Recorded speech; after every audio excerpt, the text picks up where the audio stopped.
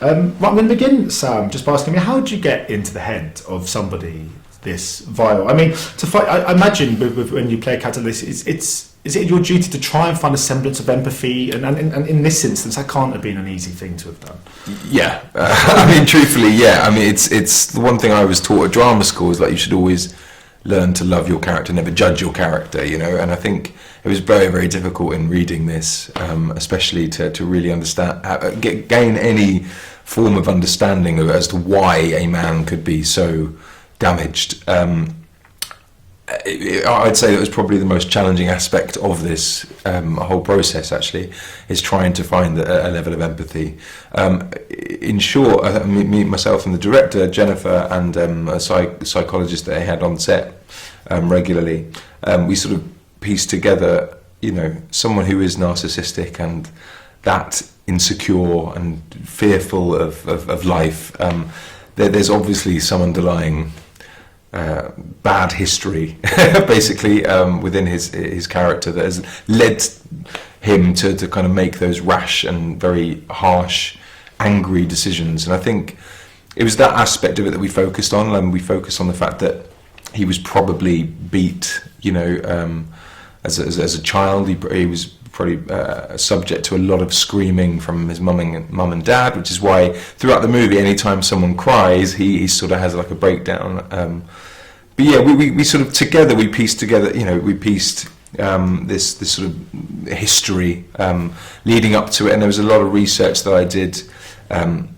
There was books and material that the psychologist passed on to me about, you know, not about her specific patients, but things that she thought I would find interesting about, you know, kind of approaching a man and gaining any sort of form of understanding as to why a man might do the things that he does, like murder, rape. You know, it was a very, very difficult experience, honestly. Not only mentally but physically. Yeah, it was tough, but I'm glad I challenged myself, and that's, as an actor, that's all I want to do. I just want to keep pushing myself.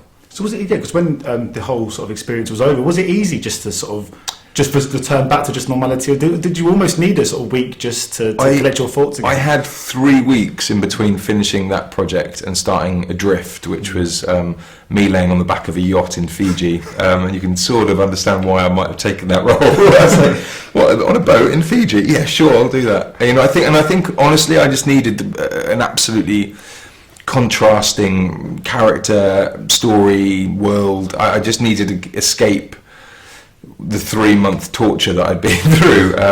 It was a very, very difficult time, honestly. And I think honestly, like, not only because of the mental challenges, but physically I put on like 2 stone for the role, and you know, you don't see it because it's all under costume.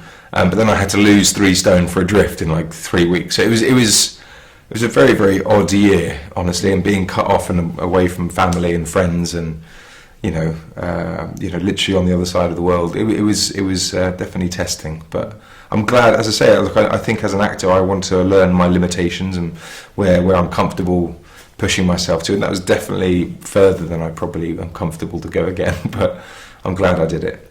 I mean, Jennifer is an incredible talent. So I mean, this is obviously the second film I've seen of hers, and I mean, she's got a striking voice in modern cinema that I think that is. I mean, what's she like to collaborate with on this project? Because I mean, her movies are quite incredible to watch. Well, she just wants an honest depiction, and I think there's something to be said about a director that focuses more on the characters and you know, the subject, rather than the lights and the shot or the CGI. Like, she just wanted honesty, and you know, in a story like this, that is what makes it an uncomfortable watch. Like, the fact that it is so confrontational, that it is so raw and like real and, you know, uncomfortable. Like, it should. That is unfortunately what people are subjected to, and that, you know, they go through a lot worse. Some people. So I think I love the opportunity of having the, you know, working with her and her pushing me not only as an actor but as a person, as a human being, kind of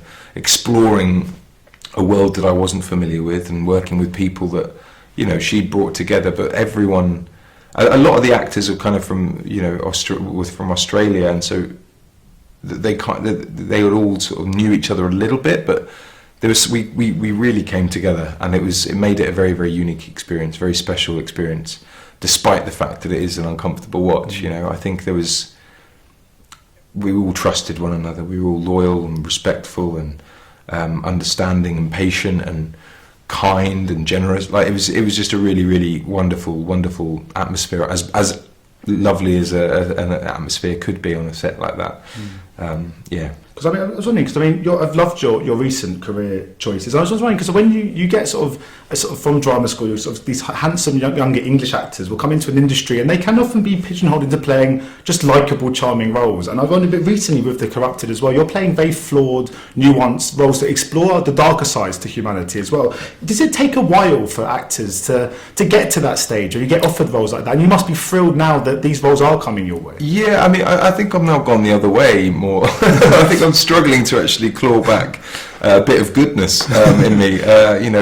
But for me as an actor, I love the opportunity of kind of portraying people that I don't understand, or that confuse me, or challenge me, or push me, or just give me a greater understanding of human life. And I think, like, especially recently, yeah, as you hit the nail on the head. Like I played very flawed characters, and I think it's because I don't understand them when I start the job.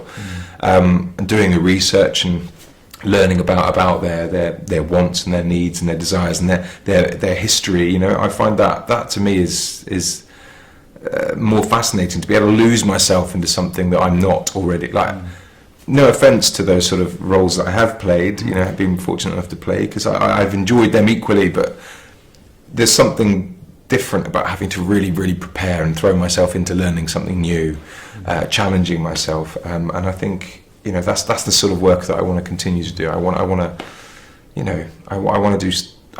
play roles that aren't me. I want to lose myself in my work, not completely. I think it's healthy to be able to come home and be able to leave my work at the door.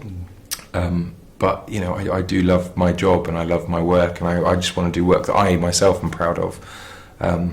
Yeah.